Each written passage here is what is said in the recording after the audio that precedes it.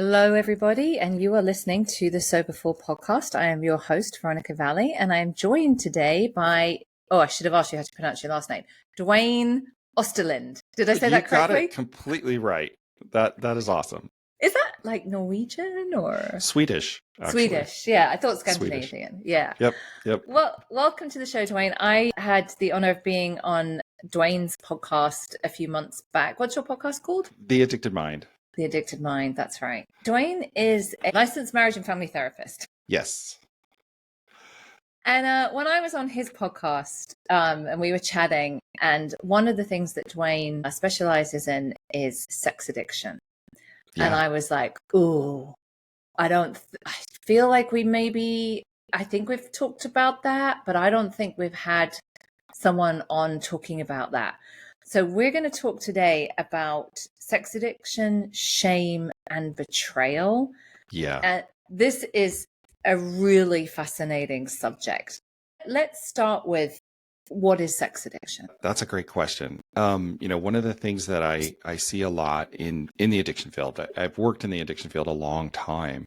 And one of the reasons I got involved in sex addiction work is I would be working with a lot of people who had gotten sober from substances, had gotten free of alcohol and everything. But when we would kind of start to do the deeper work, they would start to say, I got this other problem I need to talk to you about.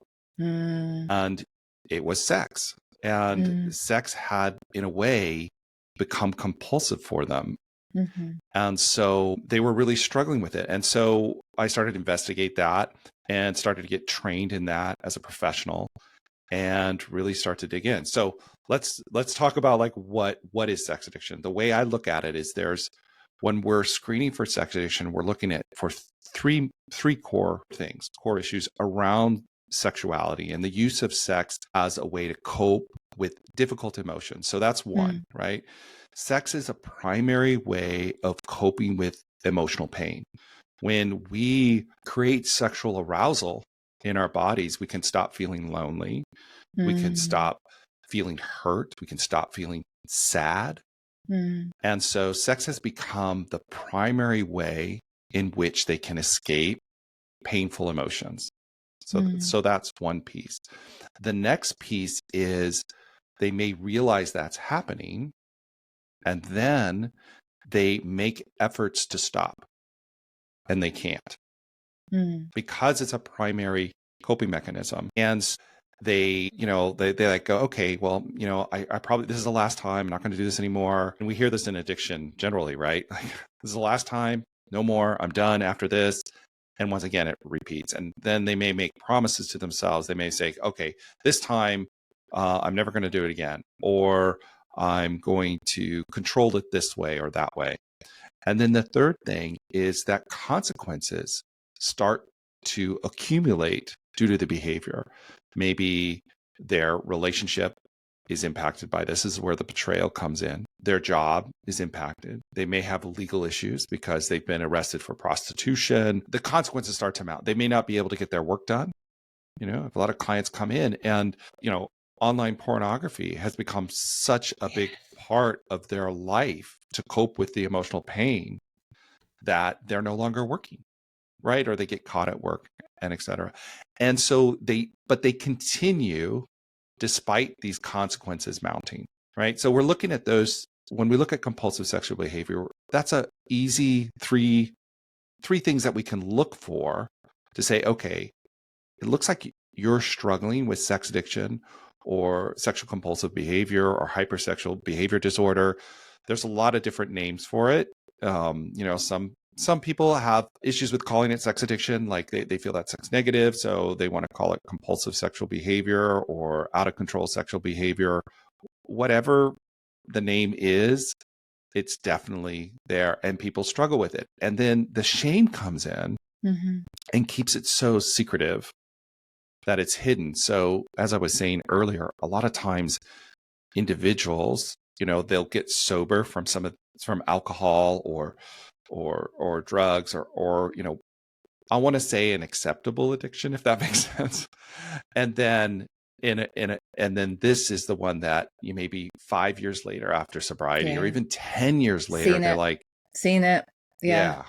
And it's like, I really need help. And the overwhelming shame to do that is part of that process of overcoming that. But it becomes really painful for them at that point. And a lot of times, unfortunately, people are getting help when the consequences have gotten bad enough that they can't ignore it anymore. And oftentimes working with individuals, that's where they've betrayed their primary relationship in some sexual capacity. And that's devastating to them. And then it's devastating to their partners and creates a lot of pain and hurt. And it takes a lot of work to get out of that. Do you see a gender divide? Because I'm going to assume it's more men than women, but is that correct? Well, what's interesting here is there was some research, and I don't have, I don't have the study, but I remember some research about this, that it mirrored alcoholism about 3-1.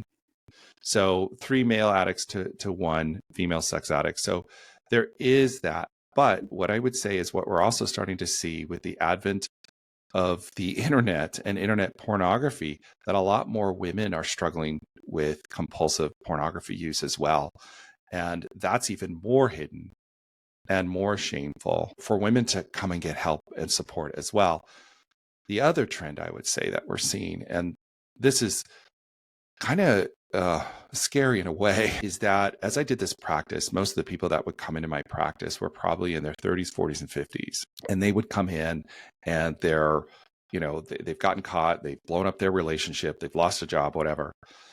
But in the last, I would say 10 years, 5 to 10 years, I've seen many more younger people coming in asking for support, like 23-year-olds who are coming in and saying, porn has taken over my life. And it's a little different for in the age groups too, of how it kind of manifests itself and the role behind it. There's, in some ways, the older generation, there's tons of shame about sex itself. The younger generation, not so much shame about the sex itself, but that it's taken control and that they've lost control. And, either they can't maintain a relationship, they can't have an erection for men, and they're 23. But because the brain is so overstimulated with online pornography. And in a way, my thought is that our brains didn't really evolve to have that kind of sexual stimulation and the novelty of online sexuality. I can't remember where I heard this, that there's been a steep rise in college-age men seeking out Viagra. Yeah. Because they can't get erections, because the last 20 years, what did we think would happen with devices and unlimited access to I have so many thoughts and theories around porn and what it's doing to our culture. And as the mother of 2 sons, it's the thing that scares me the most, and how I am trying to boundary that stuff. But it's having a huge impact. It's one of those addictions that sometimes people poo-poo or laugh at, like, oh yeah, not to be sex addict, right? Yeah. Did you see that movie, the one with Michael Fassbender in it and Kerry Mulligan? Shame, I think it was Shame. Yeah. I've wanted to see that and I haven't seen it, but I should see it. I know I should see it because I work in this field. But maybe, in working in this field, see that trauma all the time. I know the general topic of that movie, and really goes into the deep shame that accompanies that compulsive sexuality, and it's devastating.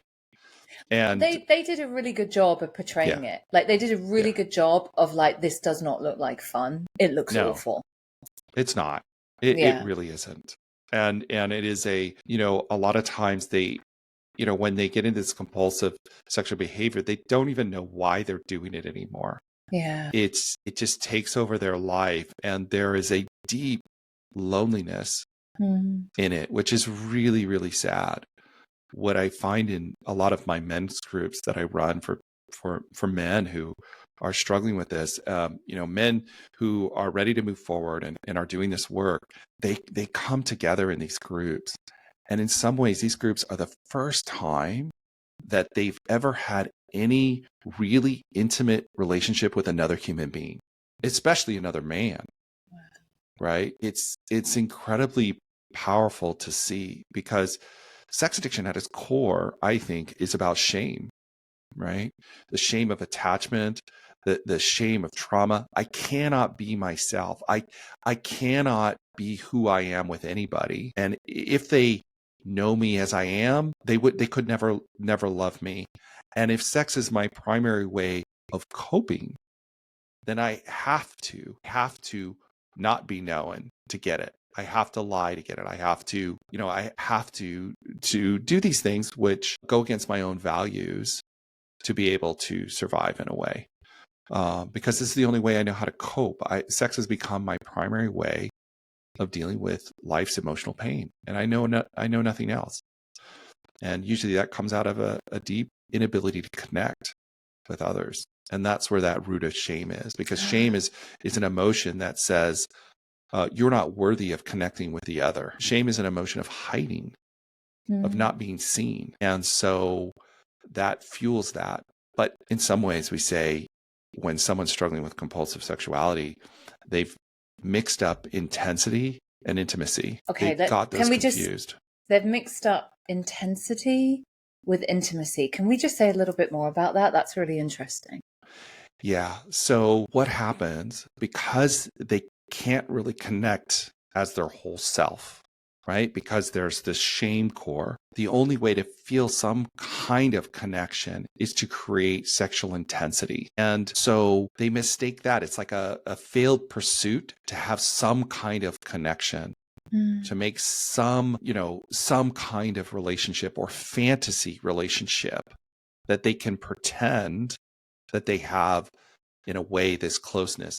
Now, it's all caught up in that arousal, right? So oftentimes that deeper level is hid from the person who's struggling with compulsive sexual behavior, because they've caught it up in arousal. But oftentimes when I see individuals do this, they're attempting to have some kind of relationship with somebody else that they can't get. And understanding that intimacy is not always necessarily intense, that's real connection with other people. It can be incredibly passionate too, but you have to come with your whole self to it.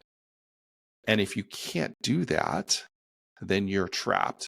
And the only thing you can do to escape your deep loneliness is to create this intensity to escape that pain of being by yourself in the world, in a way, if that makes sense. Now we're talking about some of the deeper levels of that deep attachment trauma that I see when we're, working with someone who's struggling with compulsive sexual behavior. That is fascinating, and it makes so much sense.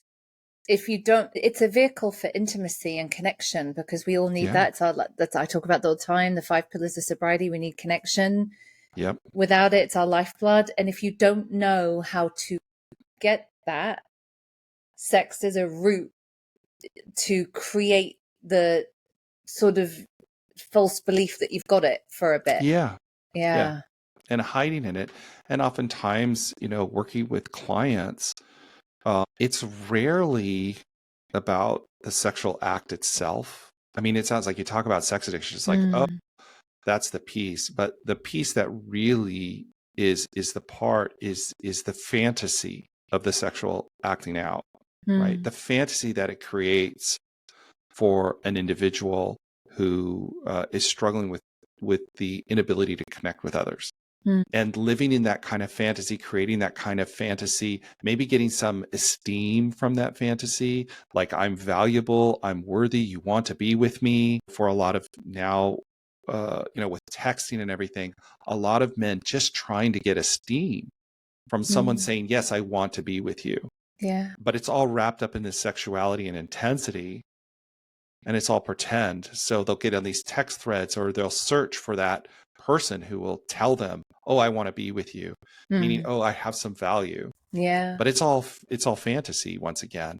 And they get lost there in that, I guess you kind of call it that hit to escape that loneliness, over and over again.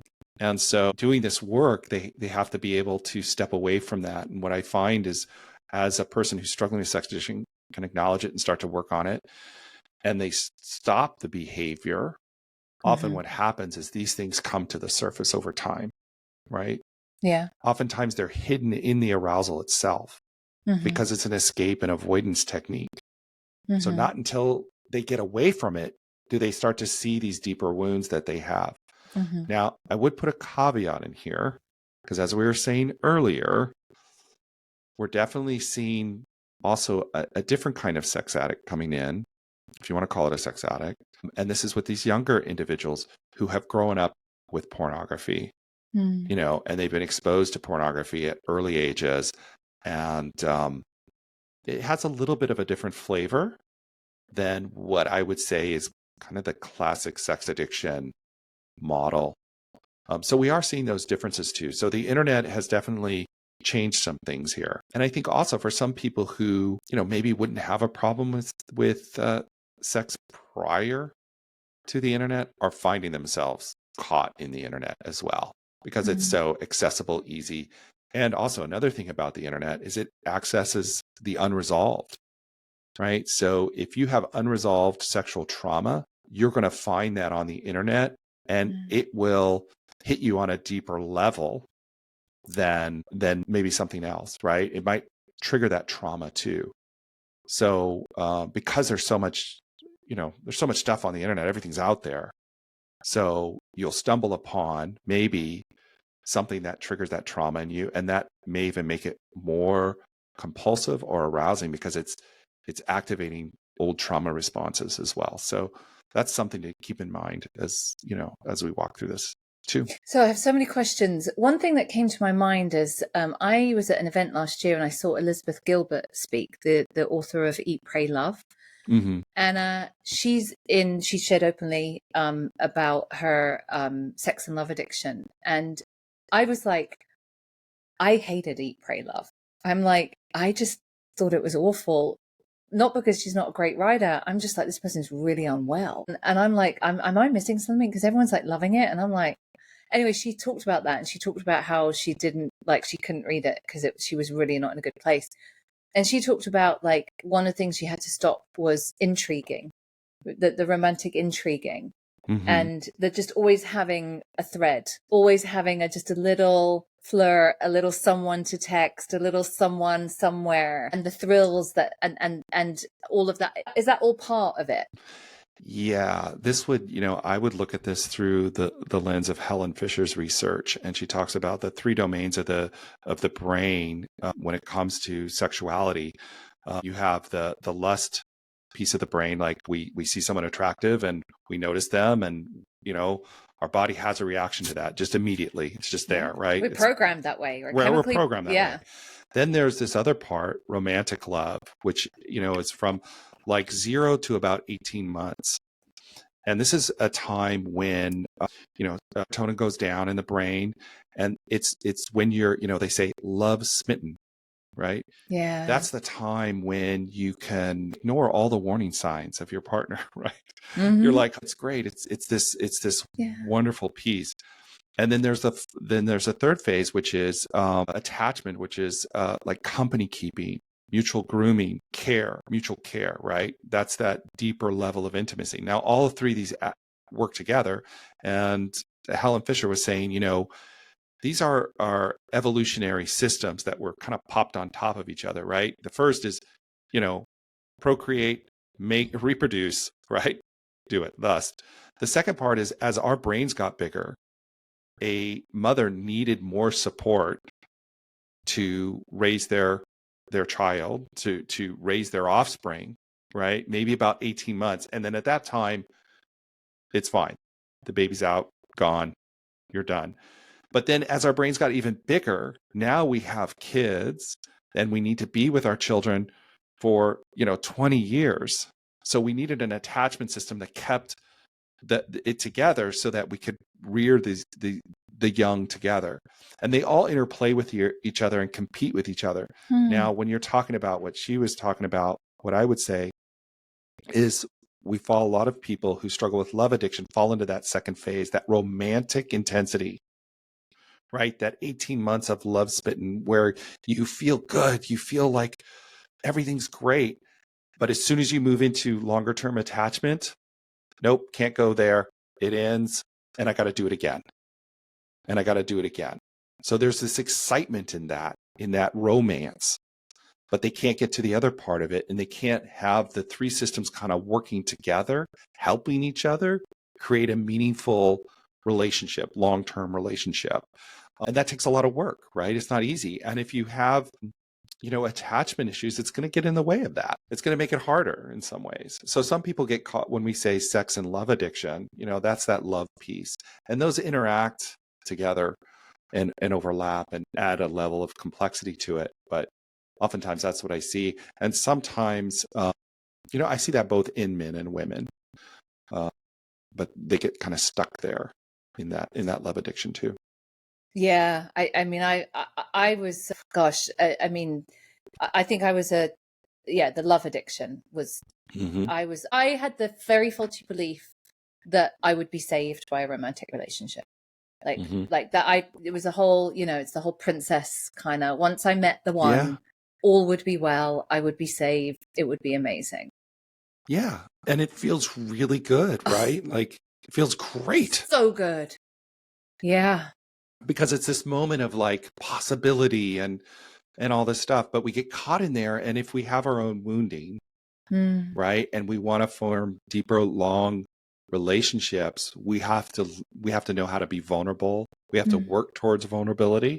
And that's scary if there's, once again, going back to that shame, that belief that I'm not worthy of being known, or maybe there's a piece of me that's not worthy of being known, or if that piece of me is known, I'm going to be abandoned and left.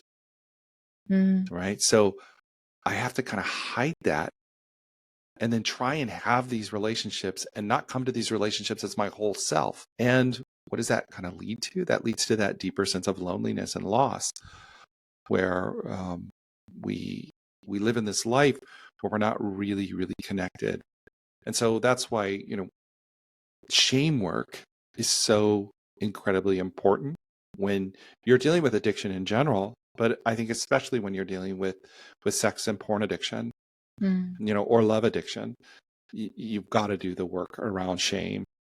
And that's scary work, right? We don't want to do the work about shame because shame also really hides us from ourselves, right? Yeah. It's like it not only hides it, we don't want to hide from others. We want to hide from the self because the self itself feels shame and unworthy. And so we get caught in that loop. And once again, we can go to intensity to at least escape it until it doesn't work anymore. Can we talk about betrayal? Because a lot of people are in long-term relationships and this behavior is going on undercover, right? Can you talk? It's devastating for partners, isn't it? Betrayal is absolutely devastating, without a doubt, especially around sex addiction and porn addiction, because the sexuality is a deep way in which we connect with others. And so when a partner is betrayed on that level, especially, when I work with people, they've been in relationships maybe 20 years, and they find out that their partner has been having sex with prostitutes through their whole relationship, and they had no idea. It changes the whole paradigm in their life. And they actually go into post-traumatic stress because it becomes an existential crisis. It's the information that changes everything. So a person who's betrayed, right? They have an idea of the world. You have this idea, this is my life, this is my world. And then all of a sudden you get this information that changes everything about your world. And your body is left in shock because the brain, right? The way we feel safe is we can predict our environment. We can predict our surroundings. We know where we are in the world. When that shifts with this new information, all of a sudden, the brain doesn't know where it is. And it struggles to start to try and sort that out, right? So often partners who've been betrayed, they're going to have hypervigilance where they're going to search everything. They're going to go through everything they can. They're going to go through phone records. They're going to go through all the emails. They're going to go, where was this? What happened? What was it? Where was it? And they get caught in this hyper-vigilant loop that they can't get out of. That's part of that post-traumatic stress. Oftentimes they will have nightmares, right? Because once again, the brain is under this distress, right? Oftentimes they'll feel like they're going crazy. And so it is really, really devastating. And the harder part of this is that the person who's done the betrayal has engaged in what I would call abusive behaviors to keep that a secret. So they've had to gaslight their partner. They've had to lie to their partner. They've had to minimize it to their partner to keep it a secret. Right.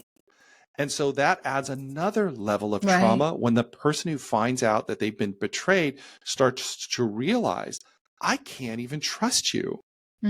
Right? So the person that I wanted to trust, I can't, right? And now another aspect that makes it even harder is that we naturally, in our primary attachments, go to the person we're primary attached to for comfort, right? We want to go to them. So if you've been betrayed by your primary attachment figure in your life, where I'm going to go to you for comfort, you want to go there. But then as soon as you go there, you realize this is the person that hurt you and lied to you and betrayed you. And so now you're pulled back. Yet then you have this desire to be there. And so you get stuck in this cycle of doing that. And it's overwhelming, and it is devastating. And often for partners, we see them in post-traumatic stress. And the hard part about this too is that oftentimes if a person is not trained in betrayal trauma, doesn't understand this, they may go to a professional, and their symptoms are minimized, or they're labeled as crazy because they're overreacting, because they're going through all this stuff and they're doing all these things, and not realizing that this person is actually in post-traumatic stress. So they get secondary treatment-induced trauma where, they go somewhere where they don't get the help that they need, and it adds another layer to this trauma. Can relationships survive it? Obviously the person who's sex addicted needs to be in treatment getting help, but can relationships survive it? Absolutely. And you may think that's impossible, right? But, this is one of my specialties is working in sex addiction and porn addiction, but also working with betrayal trauma and betrayed partners. And those go together. And yes, they can, but it's a lot of work, right? And what really is important is the person who's done the betrayal being able to step up and help their partner heal from this trauma and heal this relationship. They have to get educated on what betrayal trauma is so that they can show up for their partner and help them heal. But yes, it is definitely a possibility. And I've worked in this field long enough to see relationships go through that process and get to the other side and help them get there. But I don't want to minimize that. It is hard work, right? And a partner's like, well, how am I ever going to earn trust again? How am I ever going to do that? And I say to the person who's done the betrayal, I said, there's a formula for that. It's consistent, noticeable, trustworthy behaviors over time. Consistent and noticeable are the key. So you have to show up differently. Now, this is where the issue comes in, what we were talking about earlier. If the person who's done the betrayal has a lot of their own shame and trauma, they have to do that work to help their partner heal so they can show up as a full person. And so they've got to really dig into their recovery and get the support that they need. And that usually, individual therapy, definitely some kind of group therapy or community or 12-step community that they can get involved in, that they can learn to show up as a whole person, right? And that's what those, I believe those communities work towards.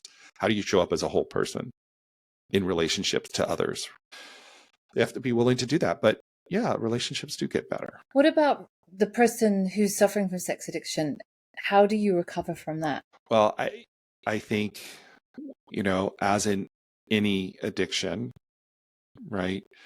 You have to be able to step away from that addiction to let yourself get to the deeper underlying issues. If you really want recovery, right? Sobriety is I don't want to say it's easy, but that's just the first step, right? Recovery is the deeper work, the willingness to dig into yourself and understand yourself so that you can make repair. And usually people need support to do that. We don't do this on our own. No, I don't think any of us heal on our own, right? We heal in relationship to others, right? So you got to find trusted others in your life, therapist, coach, community that you can get involved in that can be compassionate and kind to you, but also give you the feedback you need to make the changes that you must if you want to get to this next level. And inside of that overarching picture, there's a lot of other things you can do. I love Patrick Carnes' work. He's kind of the pioneer in sex addiction, but he created the 30 task model. And basically what he did is he looked at people who had recovered from sex addiction and they had 5 years of sobriety or more and are reporting that their life was good. He said, what did you guys do? He took like 1,000 people and he said, what did you do to get better? And he made that into basically 30 tasks that they accomplished. And in each side of those, in each of those tasks is what he calls performables that they did. But, breaking through denial, surrendering to the process is, some of the tasks, building a community of support is a task. So there is a recipe in a way to get better. You got to do the work, you got to do it, but it's laid out there. It's not impossible. You have to commit to the process and say, okay, I'm all in. And that's surrendering to the process, right? Like when you get in recovery, it's like you're all in or you're going to be kind of bumping along and still in pain. I don't see this getting better, right? I mean, porn is such an awful problem, and we got to get a handle on it. We got to. It's if people truly understood what is available online and how easy it is. That have you heard of Gail Dines? No. She's British, but she lives in America. I think she's at somewhere in the Northeast. She wrote a book called Pornland, and she's really the world's leading researcher in porn. And it's devastating. It's complete. Like you said, we are not fundamentally built like in the we're not fundamentally built to have like as much sugar or let alone right? I mean, we're not building a world where it's designed for humans to in function some ways well these are the unintended consequences of the internet. I think everybody who created all these things really, I think in some ways wanted the best for everybody, but these are the unintended consequences that came with some of the things that we've created as a species that we didn't realize would happen. And so, we have to look at it. I do have hope. It's interesting, this younger generation, there's new push to get dumb phones, like that, to get phones that aren't smartphones like that we had. This younger generation, I don't know, I have some hope. They're starting to go, wait a minute, I don't want this in my life. And they're starting to unplug. And I think that's a good thing. So I'm hopeful, right? I'm hopeful about it. And so I do see the possibility of some progress of what we're moving along. And I think, so that gives me hope, right? I mean, a lot of issues still ahead. I think if we just look at these social media apps in general, I know for me, they're wired for your attention. And if you get involved in them, it's like I found myself, oh my God, I just spent an hour scrolling on, on social media and got nothing of it. Right. And it's hard to pull yourself away. These things are designed to be addictive. They've hijacked the brain. And I think as consumers, we have to fight back against all that. So, and find our way through it. Thank you so much. Can you talk about resources that are available to people, and then how people can find you and stuff? What if someone's listening to this going, oh my God, I recognize myself, or I recognize someone I love? Like Hmm. what resources are there? There's a lot of resources out there. I mean, there's SLAA, there's SAA, there's 12-step groups around this. If you need to do that, I would say that's a great place to start, right? To just And that's get out. Sex and Love Addicts Anonymous. Sex and Addicts Anonymous, Yeah. Sex and Love Addicts Anonymous. Those are great free 12 support groups that you can get involved in, that you can at least start this journey. I mean, you can just show up and listen and see if that's a fit. And they're all over Zoom. So that would be one thing. The other thing is, I mean, they can listen to my podcast, theaddictedmind.com. We do a lot of work on this. And I haven't totally started this yet, so I'm just going to put this out there. You can get on the list. They can go to shametoresilience.com and get on that. We're going to be working on shame specifically because I think under all of this is that deeper rooted shame, and healing that shame enables you to show up, heal your partner, and heal the people you love, and heal yourself. So you've got to work on that. So I would tell people they can find me there at theaddictedmind.com or shametoresilience.com and sign up for that. And I'll send them any information that I have, but I think that's a start. But whatever, reach out for help. There are a lot of people out there. You are definitely not alone, even though your shame is telling you you're alone. You're not. I can tell you that. Yeah. Get That's the such support an important you need. message. Yeah. Now, you're based in Southern California. Yes. Is that right? Yeah. And do you see clients in person? Yes, I do. And I guess I should mention this as well. I have a group practice, novusmindfullife.com, and we have therapists on staff that specializes. We work right now in the states of California, Idaho, Florida, and Texas. So if you're in any of those locations and you want professional help, you can definitely go to novusmindfullife.com and we can support you. Great. We'll make sure that is in the show notes. Thank you so much. This was fascinating. I knew I wanted to talk to you about all of this stuff. It's so insightful. And I've in my 20 plus years, I've had lots of clients.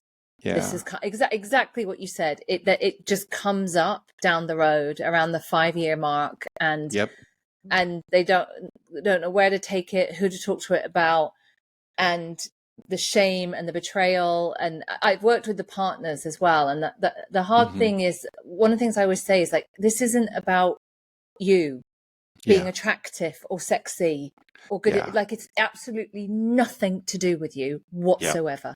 It's a drink. It's a drink. It's a joint. That's what it is.